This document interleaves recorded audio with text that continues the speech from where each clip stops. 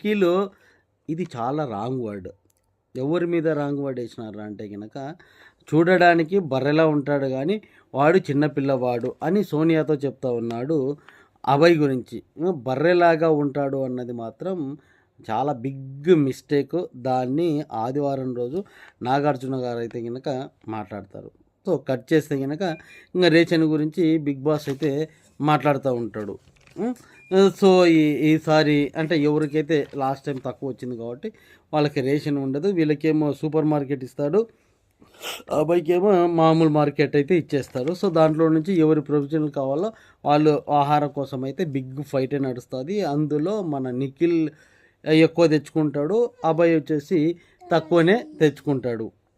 So, ఇక్కడ big boss మాత్రం చాలా డిఫరెంట్‌గా గేమ్స్ అయితే ప్లాన్ చేసినాడు. అక్కడైతే 2 స్టవ్‌లు ఉన్నాయి.